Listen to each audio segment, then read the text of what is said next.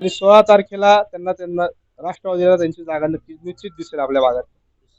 नमस्कार. आता आपण आहोत कर्वेनगर प्रभाग क्रमांक 30 मध्ये आणि या भागातून राष्ट्रवादी अजित पवार गटातून आपल्या बरोबर असलेले मोहित आबा बराटे या निवडणुकीसाठी इच्छुक होते. त्यांनी मोठ्या प्रमाणात शक्ती प्रदर्शन करत आपला उमेदवारी अर्ज देखील दाखल केलेला होता. मात्र शेवटच्या क्षणाला राष्ट्रवादी अजित पवार गटाकडून त्यांना एबी फॉर्म देण्यात आला नाही आणि त्यांची उमेदवारी कापून आयात उमेदवाराला उमेदवारी देण्यात आलेली आहे. मोहित दादा आपल्यासोबत आहेत. काय सांगाल, तुमची उमेदवारी आहे त्यावेळेस नाकारली गेली, काय भावना आहेत एकूणच? आज जर तुम्ही पाहिला असाल तर कर्वेनगर भागामध्ये 1999 साली राष्ट्रवादी काँग्रेस पार्टीची स्थापना ही माझे चुलते कैलासवासी विलास भाऊ बराटे यांनी केली. अनेक कार्यकर्ते त्यांनी त्या ठिकाणी घडवले. कोथरूड हा भाजपचा बालेकिल्ला असून सुद्धा जर राष्ट्रवादीचं एकनिष्ठ घर जर कुठलं असेल तर ते विलास भाऊ बराटेंचं घर होतं. आज तुम्ही पाहसाल की त्यांच्याच पावलावरती पाऊल ठेवून मी या भागामध्ये राष्ट्रवादीचं काम करत होतो. कोथरूड विधानसभा युवक अध्यक्ष या नात्याने मी पक्ष संघटन वाढवत होतो. कोथरूडमध्ये बळकट करण्याचं काम करत होतो. गेल्या 14-15 वर्षापासून मी आपल्या कर्वेनगर भागामध्ये 1 to 1 त्या ठिकाणी घर टू घर माझा प्रचार होता. घड्याळ मी त्यांच्या मनामध्ये पोचवलं होतं.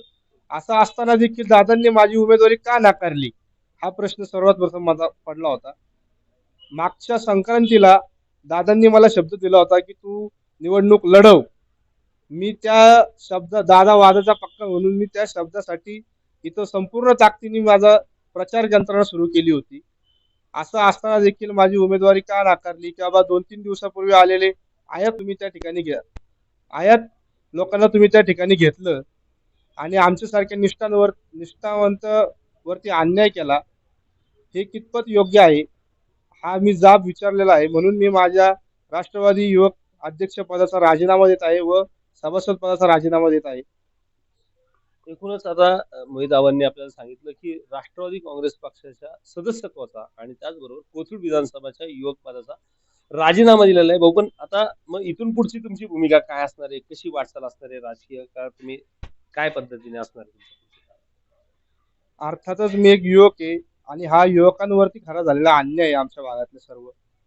मी माझ्या सर्व मित्र परिवाराला, नातेवाईकांना, वडीलधाऱ्या व्यक्तींना आणि गावकीला विचारून मी येणाऱ्या काळामध्ये योग्य तो निर्णय घेईन. अनेक मोठे मोठे पक्ष सुद्धा माझ्या संपर्कात आहेत. त्यामुळे मी येत्या काळामध्ये नक्कीच आणि 16 तारखेला त्यांना त्यांना राष्ट्रवादीला त्यांची जागा नक्कीच निश्चित दिसेल आपल्या भागात.